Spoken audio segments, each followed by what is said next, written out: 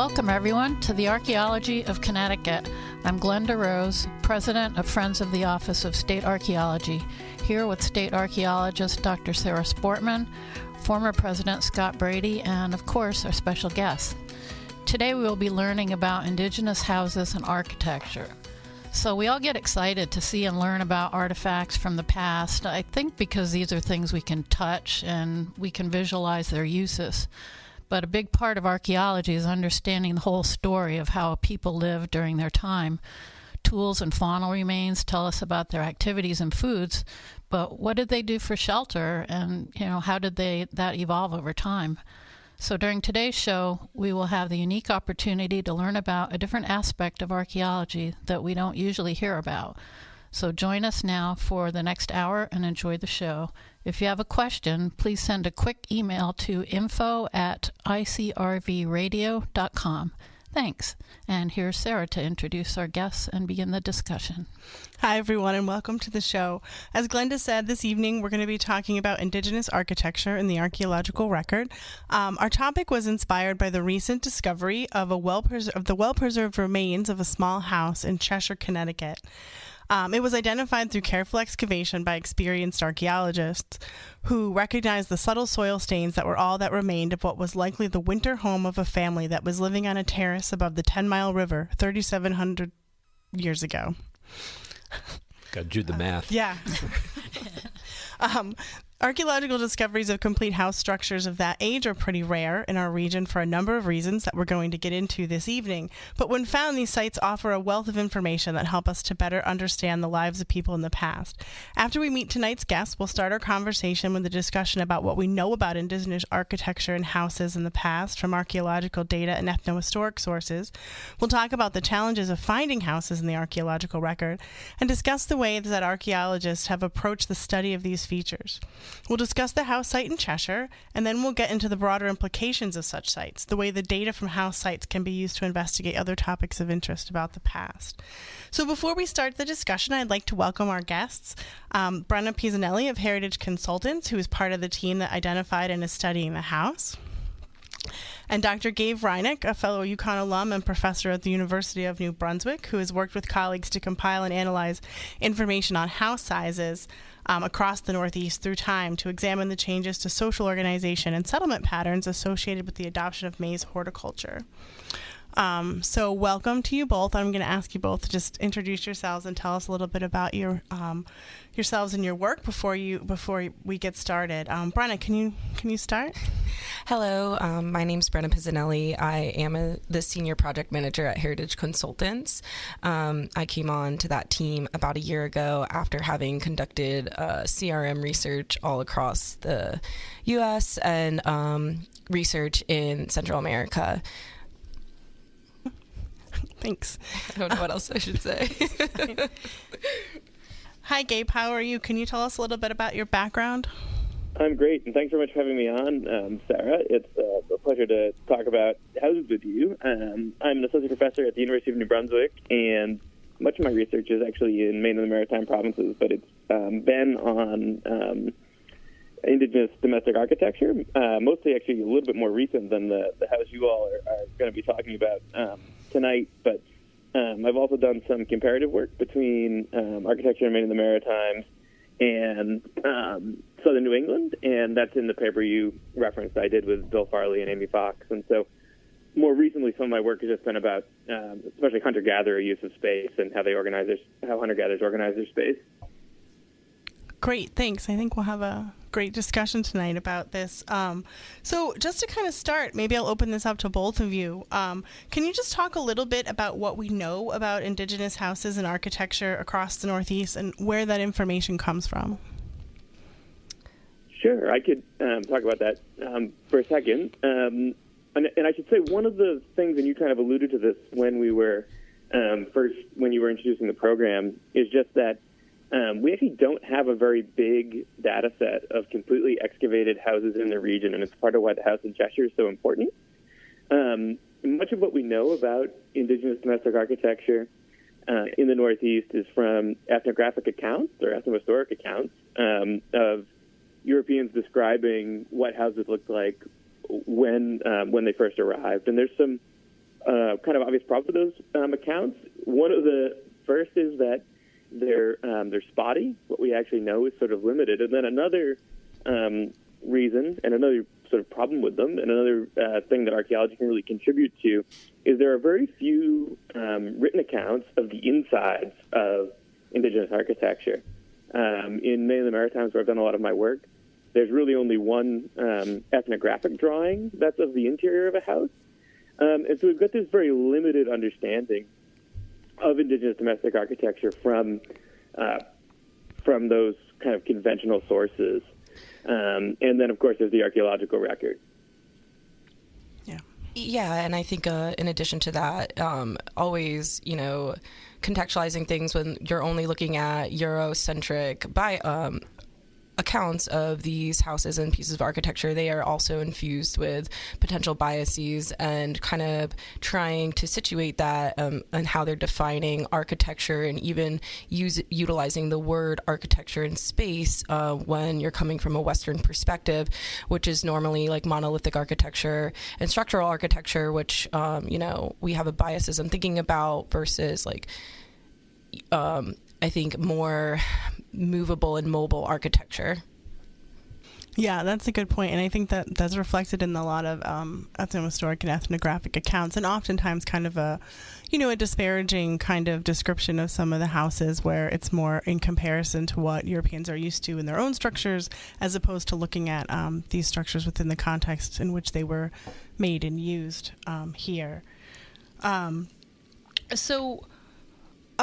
kind of raised when you talked about mobile, movable architecture, that difference, right, is that a lot of these structures were not meant to be permanent. Yeah, and I think to further, right, this goes into such larger connotations and context too, of like how we look and define words like civilizations, and how we look at Indigenous Native North America versus other Indigenous regions across the globe, but also even within the continental U.S. itself, how we look at architecture and Indigenous civilizations of the West, specifically the Southwest, that do have monolithic architecture that is still very noticeable and recognizable as architecture and space and dwelling, and it's easier to conceive that as in our modern times and our modern minds and through our Western perspectives, versus something that is a little bit more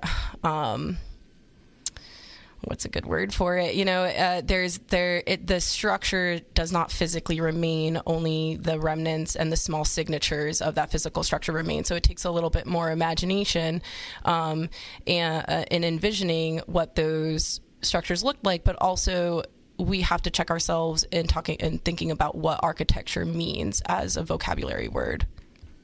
I think that's a really good point. If I could just add something, that this idea of a wigwam or of Indigenous architecture in general actually features in a bunch of interesting ways in European thought. And so I'm actually thinking specifically of someone who's probably familiar to your listeners, who's Henry David Thoreau. And Thoreau, of course, is famous for building this simple structure at Walden Pond, right? And one of the things that he actually talks about, both in Walden and in his book about Maine, is he'll invoke Indigenous forms of architecture and wigwams and talk about them, and he's very conflicted. Sometimes he's very positive about their simplicity and their portability, but then sometimes he sort of views them as being crude and cold, right? And so I think when we're just sort of thinking about how we code portable architecture, we sometimes in European accounts have these very one-dimensional views of them that actually don't fit really into their use either as a very effective adaptation to local environments within a cultural framework that emphasizes mobility, and also worked within particular ideas about what home is or what the structure you live in should be like. Do you guys think that we know that these native people are seasonal, right? They're seasonal occupiers in a lot of situations. Do you think that that's driving or is that not understood by our European settlers? or is it ignored? Well, I think there's lots of things that go into it, right? I think there is like predisposed notion as to what was civilized and what is not civilized, and then you have this buildup of what becomes known as like the noble savage trope, and there's lots of things that go into that, and I think the 19th century really adds to that a lot, especially with like this concept of wilderness and the picturesque movements that occur throughout the art and literature world, and kind of really formulate this misconception of what indigeneity is and how it functions, and what goes along with that. So I think that the seasonality and mobility of Indigenous tribes, specifically in the Northeast, has been romanticized in a lot of ways, but then also simultaneously condemned as uncivil. And then words like wigwam were then misappropriated to be almost slang words, or like, I'm sorry, I'm like losing my train of thought. Derogatory? Yeah, derogatory. Really? Thank you. Yeah, like a derogatory to kind of double down on this concept of like the uncivilized notion of these groups. So I think that question is a little bit more complicated, because you're trying to couch it in almost, a few hundred years of misconceptions and misinterpretations of indigeneity and indigenous worldviews and ontology and culture itself that still persists today.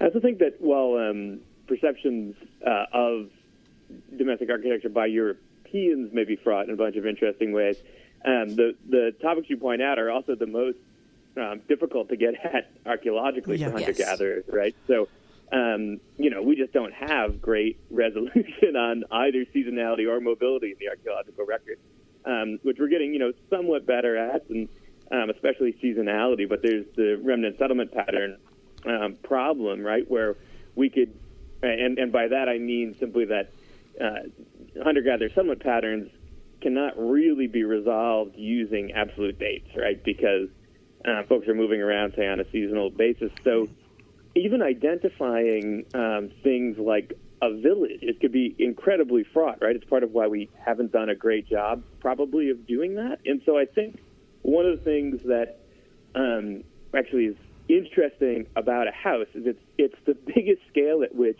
we actually have pretty good contemporaneity of what people are doing. Yeah. And it helps us actually get around some of those problems you're alluding to from a analytical standpoint, as well as just a kind of, I think, European perception standpoint. So I think before we delve more into this, maybe we can just take a little bit of a step back with the understanding that some of our listeners aren't practicing archaeologists and have never excavated a house site before. So can we just talk a little bit about, what that means, how a house is recognized in the archaeological record, and, how you identify it, how you excavate it, what kinds of features you might expect to find associated with a structure like that? For your Connecticut audience, I should probably let Brenna do that, because she's done the ones in Connecticut and actually excavated them. I should, full disclosure, I was not present for the excavations of this site. I'm just taking a large part in the analysis and research of the data that we did collect. However, I think that there are, I can still speak to this question. We have traditionally done, the new archaeology in New England has traditionally done not really the best job identifying these sites, particularly because of how we excavate sites. And I should couch that in the fact that most of the archaeology done in this region is done through CRM, which is cultural resource management, and that's Section 106 compliance work. So lots of these times, these archaeological digs are occurring because development projects need to happen, and we need to mitigate the cultural resources prior to development. And that means that we don't always get to do as much excavations as we may want to, or explore all of the research questions that we may, think about at night in our dreams. So what happens is we dig in 1 by 1 meter units, and unless those units are expanded into what we refer to as blocks, which can be, a couple meters and up to expansive as 30 plus meters in size, you only get a very small picture of what we call the AP-B soil interface is, which is just the changing of soil strats. But it is where features such as these houses are most identifiable within. And the problem with that is that these features are identified by these small circles that we call post holes, which is where the wood of the structure would have gone. The wood post, literally like a post, your mailbox post, right? Or a fence post. Those leave signatures too. But modern day. But like, so when you just like a fence, you wouldn't know it's a fence if you just saw one hole, right? You have to show the pattern of them to put it together that there was a line of fences here.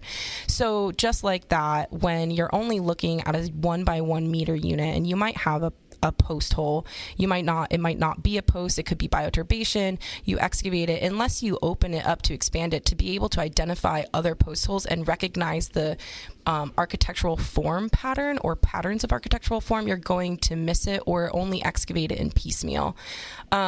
So what we're trying to do is change the excavation styles to 2 bigger blocks, right? To be able to identify these patterns a little bit more efficiently and better. And I believe there's other methods beyond excavation that are starting to be used to identify sites like this, such as ground penetrating radar and other forms of archaeological survey. Yeah, and I think that, posts are the most common, right, because these are structures that are made out of bent posts, and then they're oftentimes covered with bark or skins or something like that to create a semi-permanent, a temporary, basically a structure, right? Usually a small, round, kind of dome-shaped is how we think of a wetu or a wigwam.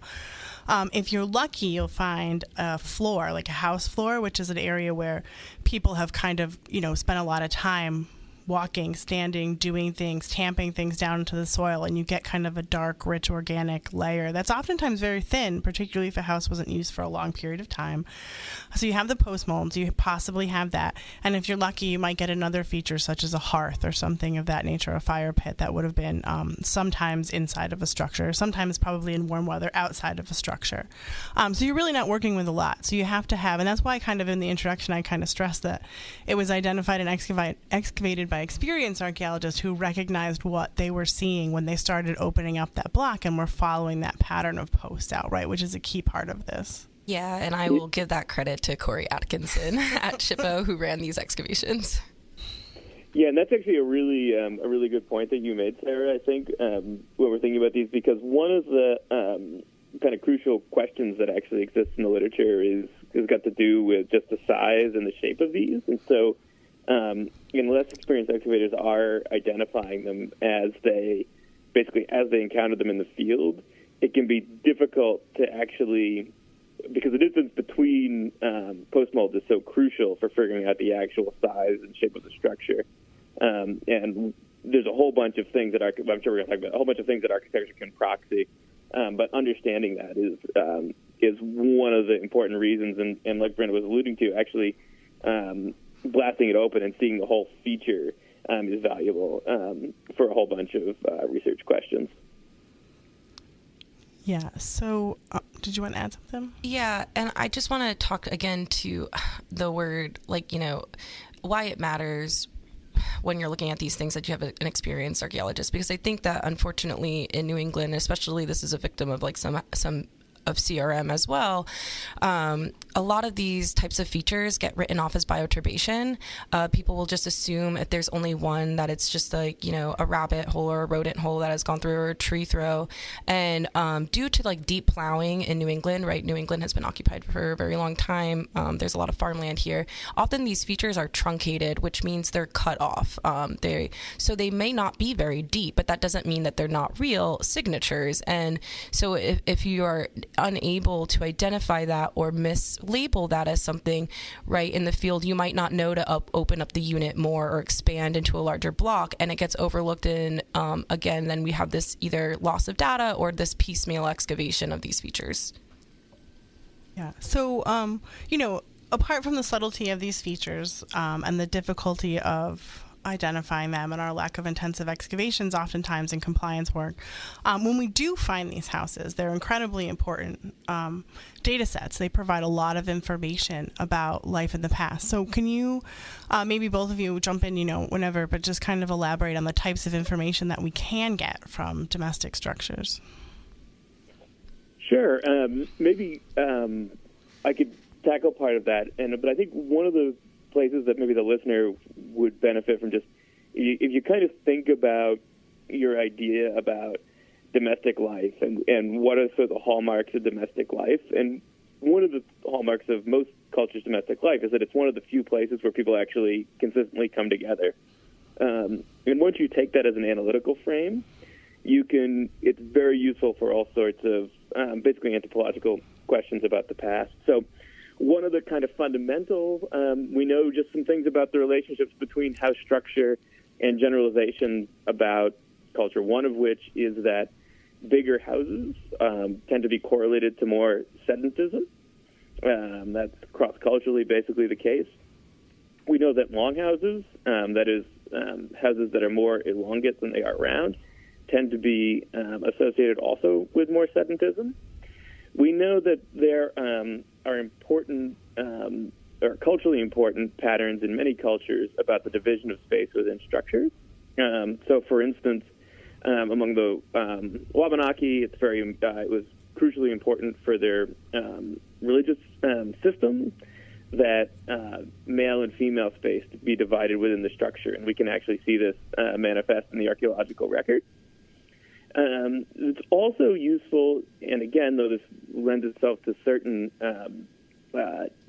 analytical challenges, it's useful for thinking about, it's really crucial actually for thinking about in New England the so-called village question, right, where we would expect that a village should have multiple structures. And so those are just some examples of some of the kinds of information that we can extract kind of on different scales, one being kind of very I don't know if you want to split that up into like 1960s anthropology questions and 1980s anthropology questions, but it really covers both times. Do you want to elaborate? No, I think that I agree with all of that, and I think it also does inform us not just on like utilization of space and culture, and inform us about these things too, but also cultural continuity and like the continuation of specific patterns or practices in some form or another throughout an extended line of time. Are there family size or housing size? Can we determine how many people are there based on any of these things that we're finding? Yeah, so that's a really excellent question. And actually, one of the things I would refer the listener to, there's a great ethnographic film called The Cree Hunters in the Stastny, put out by the National Film Board of Canada. And one of the interesting things anthropologically about that movie, which is filmed in the 1970s, but at a traditional hunting foray before various Quebec hydro dams flood traditional hunting areas, is that there are, in fact, it's a portrayal of a traditional multi-family dwelling in which divisions of space are actually scaled up. That said, most of what we are doing to figure out how many people were inhabiting dwellings is using direct historic analogy. So we're using ethnographic accounts and projecting them back onto features that look similar. So that basically means that we've got some limited capacity for actually figuring out the numbers of people that inhabited these houses. But, and I feel like I just keep adding caveats to this, there are some ethnographic models that exist that in vast generalizations refer to sort of the minimum amounts of space that one person would take, right? So you could say, well, if we project that over the size of this house, what were the likely number of inhabitants? But so, for instance, in Maine, we have this sense that, well, they're very small. The features are about 3 to 4 meters across. That's probably housing something like what in a Western context we would call a nuclear family, whereas bigger houses can incorporate more extended families.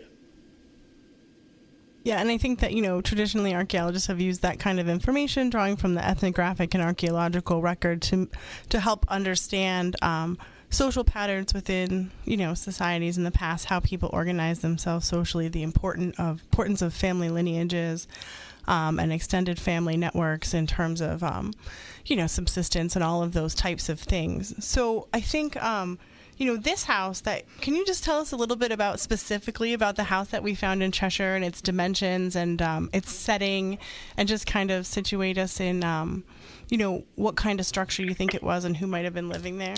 Yeah, sure. So the house in Cheshire, Connecticut is on a terrace that sits above the 10 Mile River. It's on relatively even topography, and it ranges in size. So we calculated the interior of the house to be about 8.25 square meters in size, and then the exterior to be about 12.5 square meters. And it is circular in nature, and it appears that it has two walls of posts, so an exterior wall of posts and then an interior wall of posts. And a total of 54 posts were identified in total, and we do believe that some of these are either interior structural posts or site furniture, potentially, where they were either living, or site furniture or shelves or storage, or, a multitude of possibilities that could be the reason for those whole post holes. And then also there was a hearth feature identified within the structure, and it is pretty centrally located within the interior of the structure. There is a potential entrance. The potential entrance is towards the north right now, which I'm not sure if that's going to be our final look at these patterns, because typically doors and entryways don't point to the north for Indigenous structures. But again, that requires an evaluation of not just ethnographic data, but also other archaeological data, and outliers can exist. So currently right now, that's what we have plotted as the entrance. And then what else would you like to know about it? Maybe the artifact? Yeah, were there any artifacts in the structure that kind of helped you make some of these determinations? Yeah, so actually, unfortunately, this is a radio show, so we don't get to have visuals, but the artifacts, we were able to make basically what we would call a contour map, showing the density of artifact types and concentrations and where they lay within the structure.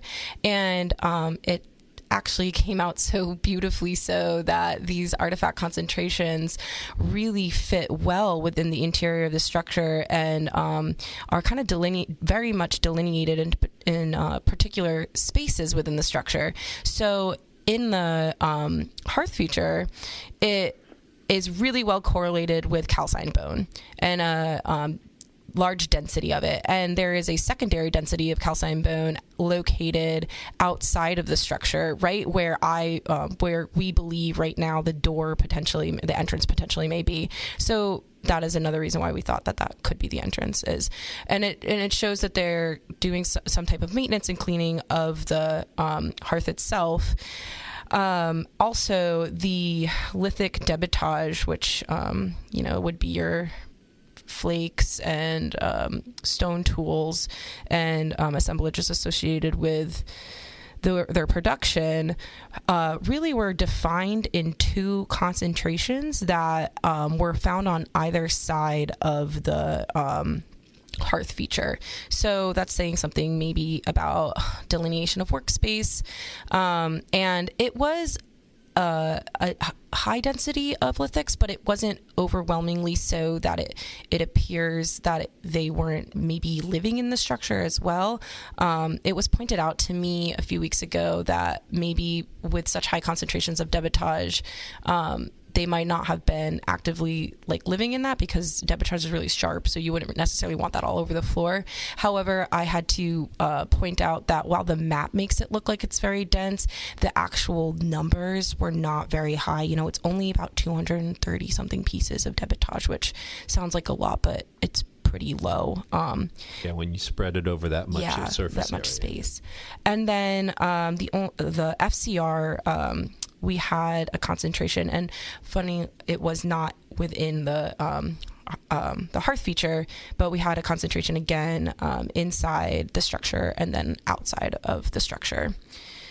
So what's really interesting too is that none of these artifact types overlap in space. So like they're not overlapping each other within the structure. They're all kind of being found in these little very nice concentrations. And so that may be saying something about the utilization of space and the delineation of space within the structure.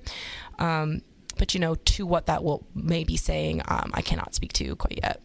So I would just go out on a limb and say, you know, if we want to think about the lithic debitage that's in the structure and how, you know, people have drawn attention to that as a thing you wouldn't necessarily want on the floor, we have to think about site abandonment processes here, because this is clearly, it looks like from the data that you may have a very short-term occupation, a very single component short-term occupation, which is really cool because what you're getting there is a snapshot of basically one family or one family group for a short amount of time. But it may just be that that's the remnants of like the last set of activities before you picked up and left, and why would you bother? Yeah, why would you clean, right? And that's why maybe all the calcine bone is still in the feature. Also, we did get dates for this. We got radiocarbon dates. So we dated one of the calcine bone fragments, and it came back to a date of 3650 plus or minus 30 BP. Which really fits really nicely in the time range for the terminal archaic period, which ranges from about 3800 to 2700 BP. And so that makes this site even rarer, is that we don't have a lot of dwellings from this time period specifically. Also, the reason that the double wall is so important, not only is it interesting, but it also suggests that this may be a winter occupation. And then that also would make sense for why you have a hearth feature like inside the structure as well. And then Sarah can speak to this more. She did an analysis recently on the calcine bone remains that kind of also allude to a winter occupation. Yeah, I mean, there were several identifiable deer bones in the assemblage. So calcine bone is, I think we've talked about this before on the show, but just to kind of get everybody up to speed, calcine bone is bone that's been intensively burned in a fire. So all the organic material is burned away. It's burned almost a white or gray color. And it's often the only bone that survives for hundreds and thousands of years here in our acidic soils. The unburned bone oftentimes just kind of dissolves and goes away. So that's oftentimes all we're left with, but it becomes very fragmented. But there were a number of deer, primarily foot bones, that are like small and dense, and they preserve pretty well. And I was able to fit a couple of them back together and identify some like carpals and tarsals and things like that. So there's definitely deer in the hearth, which is suggestive of a fall to winter kind of occupation, along with the double wall and the hearth and the inside. So that's, I think, really interesting. You know, you were talking about the calcine bone just outside the door. And I'd just like to say, as someone who lived with teenagers, that's minimal compliance right there. Clean the hearth, get it to the door, throw it out right in front. Yeah. I also would just like to say about the double wall, which is also really amazing and compelling when you look at a plan view of this feature and this structure, is that there is consistently about a 6-inch spacing between the exterior wall and the interior wall. I mean, it gives or takes in some areas, but it's pretty consistent, and that is also consistent with ethnographic accounts and renditions and modern indigenous renditions of structures like this. The only thing that we don't see that is more typical of modern winter house structures or pit house structures is a digging into the ground and a removal of some of the ground surface and then making a floor that way. But I think that there is enough compelling evidence to suggest a late fall to winter occupation here. Is there anything here to suggest a protection from something more than the elements? I don't think so. Again, we were only able to excavate 5.5 meters by 5 meters. So this is like a pretty big rectangle that's just chunked out of the ground.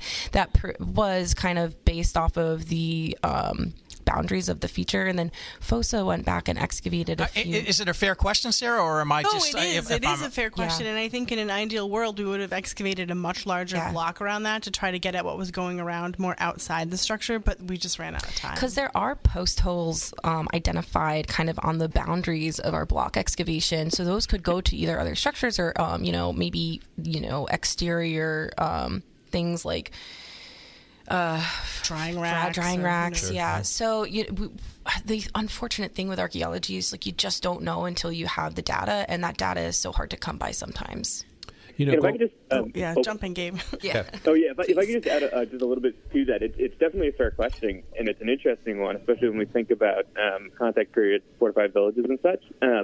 But one of the things that I think the ethnographic record about architecture should kind of caution us a little bit is that we know there are actually all sorts of other non-architectural defensive approaches that hunter-gatherers use, right? Like defensive gardens or just the location of particular structures. So we wouldn't necessarily take that to preserve in the archaeological record. But I also thought Sarah and Brenna's point was a very good one about just these other kinds of structures that we have. The archaeologists who work in the Northeast are familiar with the kind of stray post mold, What are these few post molds? And I think what that may just speak to is that we're really only kind of scratching the surface that the kinds of structures that folks were making around their sites. I wanted to throw back to the double wall. Mm-hmm. Is there ethnographic evidence, or would you have expected that to be insulation, or is that just an airspace? It would have been used for insulation, mostly. So some sort of something in between hay or grasses, or there's a good.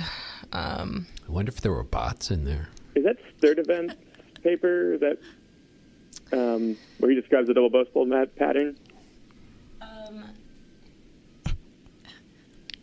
She's looking. We're having a visual moment here on the radio. We're pointing. I know that doesn't make any sense. Well, Brenna looks. I'm just going to add that I think that another really neat thing about this that kind of fits really well into this current interpretation of this as a winter habitation is that we know from the archaeological record that in the Archaic period we start to see evidence archaeologically of small groups of people doing winter camping and hunting in the uplands and the interior.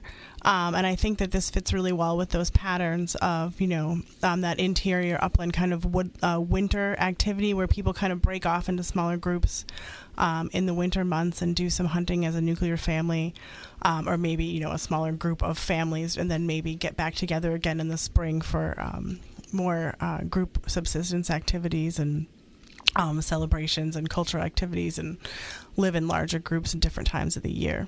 Yeah, and the other thing I think I'll throw in is that the lithics, I think, were almost all predominantly high-quality cherts.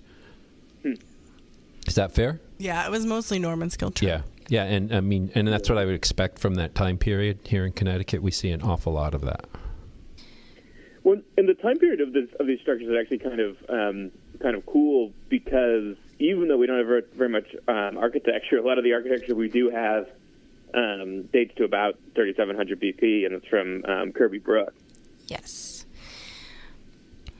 Yeah. So I mean, Gabe, I feel like you could just talk way more to Kirby Brook and those structures than maybe I can. But I did look at Kirby Brook because it's really kind of the only site comparison that we have for the time period and how our structure compares to theirs, not just in shape to that site, just not only just in shape and size, but also in the ways that artifacts were distributed out throughout the interior. And it's interesting because in the notes for Kirby Brook site, they actually did basically like an old school surfer map where they charted how much lithic debitage was coming from each square meter that they excavated. And you can actually kind of see that they also too have two pretty distinct concentrations of lithics within the interior of these structures, which is interesting that we kind of have something similar. Yeah, it is really interesting. And I think one of the just kind of, I think, intriguing things about these domestic patterns, for sort of lack of a better word, is that they open up some new avenues for investigation. And so one of those is gender. And I think in northeastern hunter-gatherer, what archaeologists sort of annoyingly called ontologies, right? But we basically mean kind of overarching belief systems that the degree to which places can be gendered and the degree to which gender organization within households was extremely important. We see this reported in the ethnohistoric literature. And part of that system, though, involves a kind of breakdown in the traditional, or what we would think about in the kind of Western system as like a Cartesian dualism, right? As a division between nature and culture. It's all kind of smushed together. And so doing things correctly at home, following the gender rules, mean that the hunts are going to continue to go well, or there are ways in which you can correct for them. And I think that's really important, because if we just focus on, we're really interested in like projectile points and kill sites, right? Sort of stereotypical approach. We're missing out on this huge swath of what is really important activity. And it's not just activity that's important for following the rules. It's actually activity that's important for making sure the world continues to function, right? In the way it's supposed to. And it really, I think, elevates the visibility of important actors in indigenous cultures who we might otherwise find somewhat obscure in the archaeological record. Yeah, and I think that the presence of the calcined bone in the hearth, both interior and exterior, also feeds into what you're talking about, Gabe, and that, there are certain things that you're supposed to do when you've hunted and killed an animal, to treat it with respect and make sure that, its remains aren't kind of ravaged by scavengers and things like that, because if you show disrespect, the hunt might not be successful next time. So there are there's deeper aspects of, people's belief system here that we can get at through the archaeological record when you have a site like this. Absolutely. And I sometimes also, houses are just tremendously important culturally. I teach a course on the anthropology of houses sometimes, and my students often have a disconcerting moment where I kind of ask them, many of them live in like studio apartments, and then they have the realization that they've basically laid out their studio apartment just like their mother lays out their house. It's just scaled down, and like to the point of even having like the same kind of private spaces and all of that. And it's because this is like a profoundly deeply held cultural norm, is how we organize our domestic space. Yeah. And I think like that's a really great point, and it drives home this fact about architectural form and consistency of architectural form over, sometimes hundreds or thousands of years, not just, in indigenous architectural cases, but also in Western architecture. Like you see the same forms repeated over and over again. You see revitalizations of different architectural styles come back thousands of years later. So it does say something about culture, about cultural revitalization, and also about consistency of architectural form.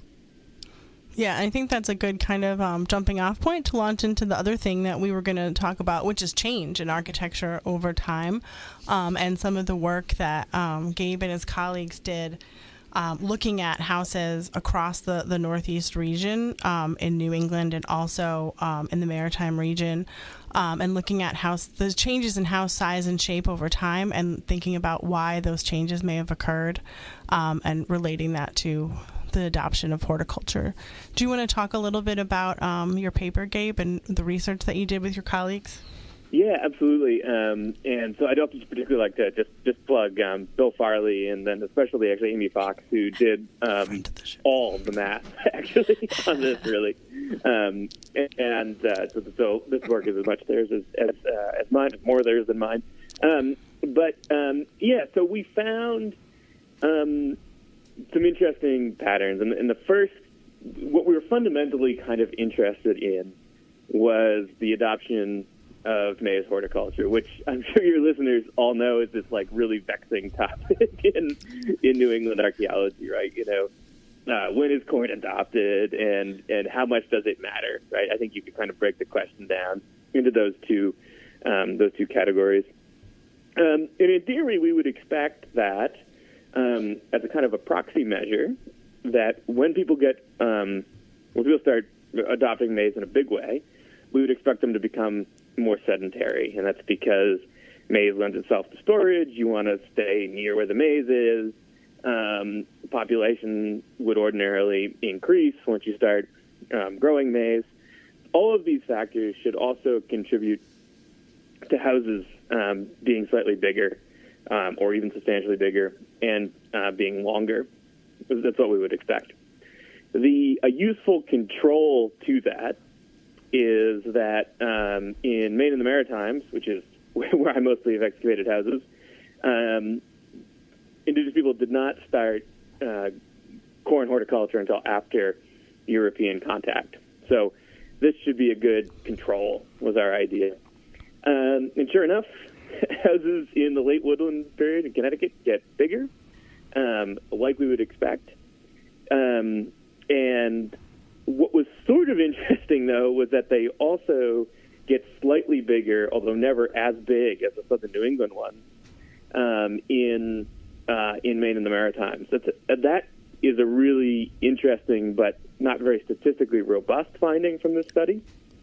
And what it does suggest is that something real, happened in the late woodland period that's proxied in an architectural change. Doesn't necessarily mean it's maize. And it also suggests that we've got some more thinking to do about what the late woodland absent maize means in Maine. And this then sort of proxies the village question, because this is the other thing we're not very good at finding in New England, even though it's supposed to be there, are villages. And so big houses are interesting for villages, in part because they permit a kind of activity pattern that's called task synchronicity. This is like all sorts of annoying terms, right? And that just means you can have a bunch of stuff going on at once in a village or in a house.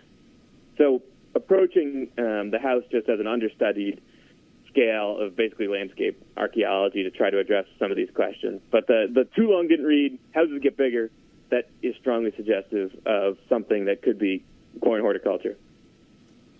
Do you have any, I'm not going to put you on the spot and ask you to write a paper about it or commit to it, but do you have any thoughts on what maybe is going on in Maine and houses are getting bigger even though there's no corn?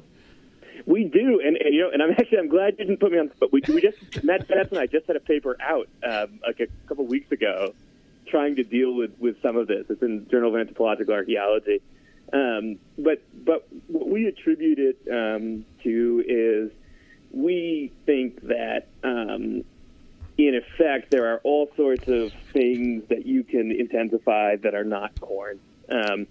So we think that probably the situation in Maine is, and this is a vast oversimplification, but is basically a kind of soft version of Northwest Coast complex hunter-gatherers. So in the Northwest Coast, they're also not, people are not becoming horticulturalists, but they're exploiting this really, really rich ecosystem, and they're becoming, full-blown complexity, right? They've got just talk about it in terms of the houses, they've got these big permanent cedar plank houses. In Maine, we see various kinds of economic intensification of other things. For instance, anadromous and catadromous fish, so fish that run at predictable times. Probably some changes in the patterns of shellfish exploitation. And we also just see some of the other kind of hints of complexity. And so that's the kind of angle that we've argued in our recent JA paper. So in the just a question, kind of for musings, but in the late woodland, as you're approaching contact, or maybe even getting to the point where you're starting to have limited contact with European fishermen and other types of that kind of initial contact. Do you think that there could be any kind of connection to that, where people are kind of adjusting their settlement patterns to be more accessible to that kind of contact, or that kind of the materials that are coming in through that, or is it kind of too hard to tell? Yeah, that's an excellent question. I think, yes, we've got some indication from a few sites in Maine, a very slight settlement shift that at sites dated basically on landforms that have both late woodland and protohistoric or contact period sites, that the contact period site will be like 100 meters, not very far from the woodland site. And it intuitively seems like it's to maximize view, or perhaps to maximize some sort of access. We don't have great evidence for that.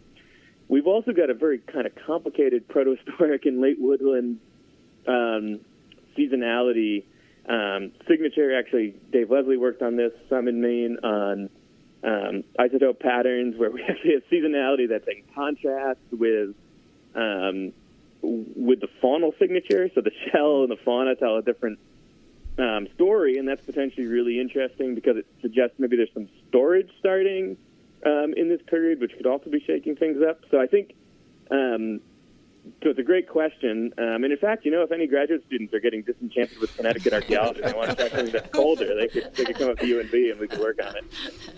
Hey, if I could jump in, on ICRV Radio, we have a program called If These Walls Could Talk, which interviews, shares the stories as elaborated on by the caretakers of the preservation of historic homes in and around the Connecticut River Valley and slightly beyond.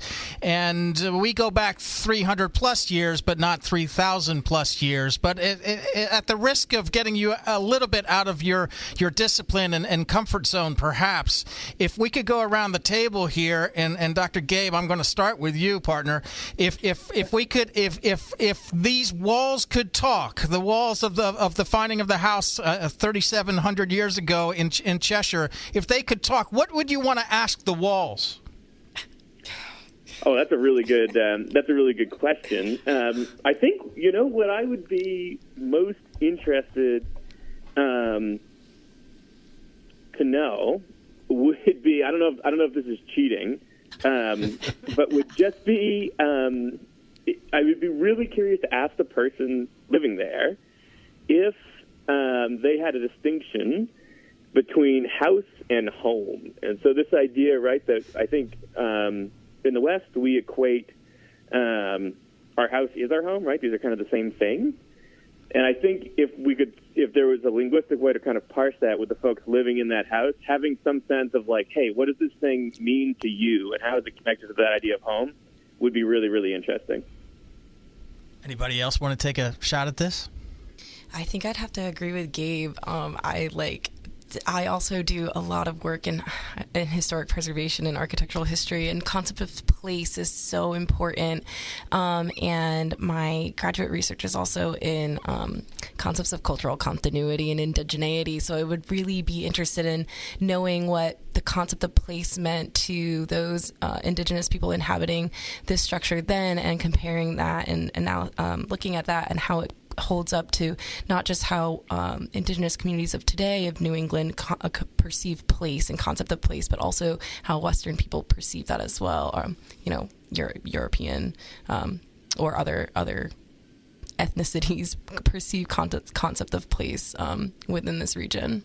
Sarah, you want to try? I do. For me, it's going to go back to the bones because it always does. But I would really like to ask. We all have our thing. So I'd really like to ask a question about that calcine bone, because we have these ethnographic accounts, and a lot of them are from more northern climates, and a lot of them are later from the 19th and 20th centuries, about all of this hunting ritual, although some of it goes all the way back to the Jesuit relations and earlier ethnographic accounts as well. And we do find a preponderance of calcine bone on a lot of indigenous sites in the region, but there's always that question of, is it just a preservation issue, or is it something more meaningful? And I would really like to know, if those prescriptions on ritualized hunting and disposal practices go back in time, or if that's more a reaction to, or just a change and loss of game and just cultural change and just all kinds of things that are happening later on. So that would be my question. Why is the calcine bone in there? And just that's a good one. Just how all of these things add into identity formation and identity perception. I think it would be really, interesting for all of us to know. Yeah, I think for me, and I think we we've kind of tiptoed around it in gender-based roles and why are certain artifacts found in certain parts. I'd ask, how much of that is ritual or spiritual or religious, and how much of it is just practical? Common sense. Yeah. Trash disposal. I think the archaeological record has traditionally really romanticized concepts of ritual and spirituality, and I think we're really, as a field, moving away from that now.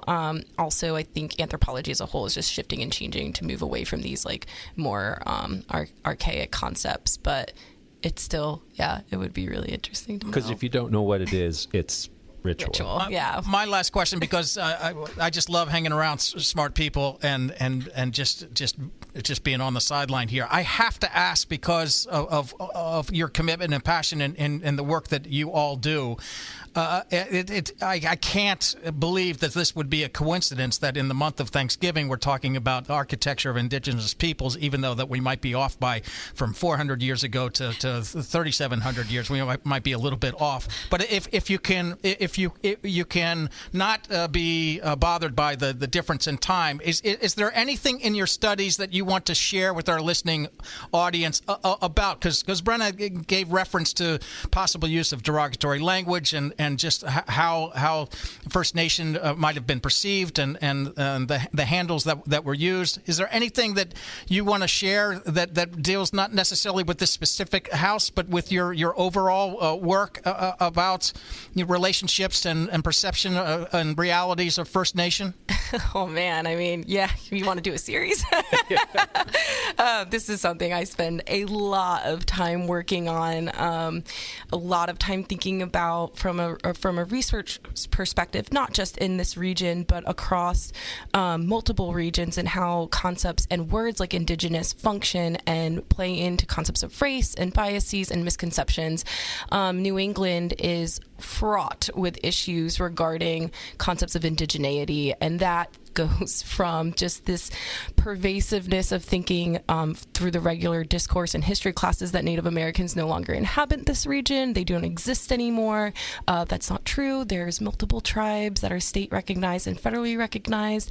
Those processes are incredibly politicized and very complicated as well.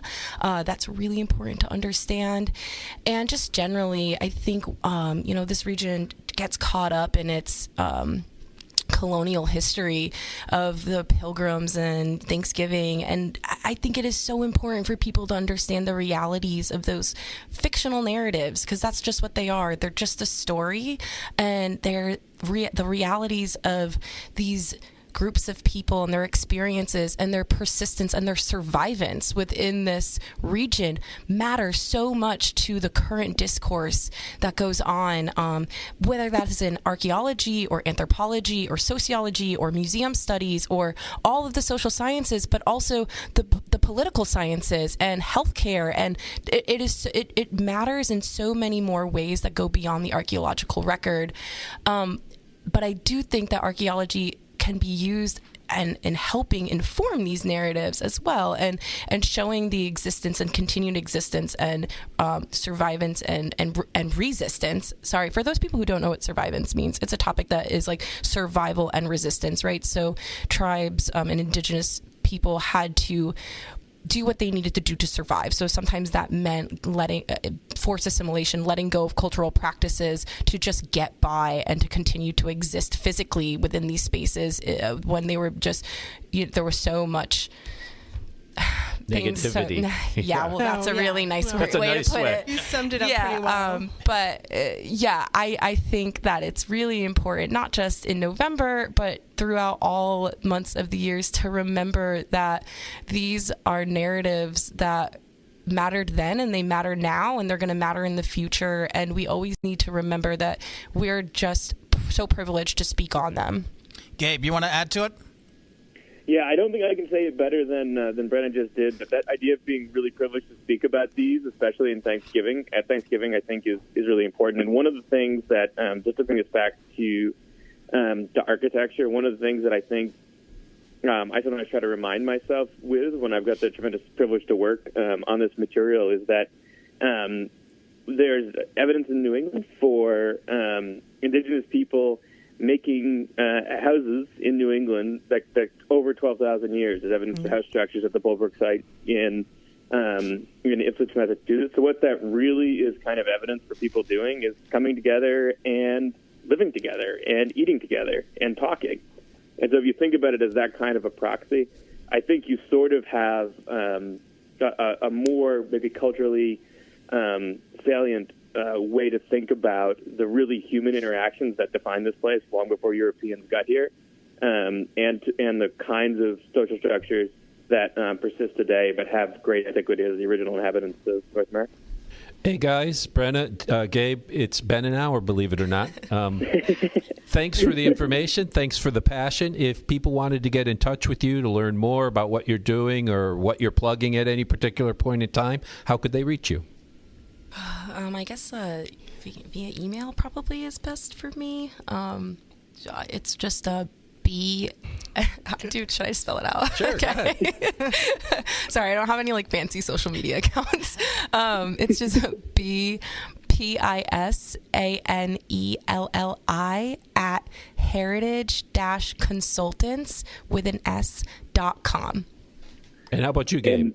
And mine is Gabriel.HRYNICK at UNB.ca, or my social media accounts. If you just look up New Brunswick Archaeology Podcast, you can find me there too. And as always, you can follow the Office of State Archaeology at osa.uconn.edu and on our Facebook account. And FOSA, you know by now, we're on the web, we're on Facebook. Look us up. Guys, fantastic discussion. Might have to come back and bring this band back together again. Dr. Gabe, thanks so much. Brennan, thanks so much. Sarah, thank you so much for being part of ICRV Radio. Thanks.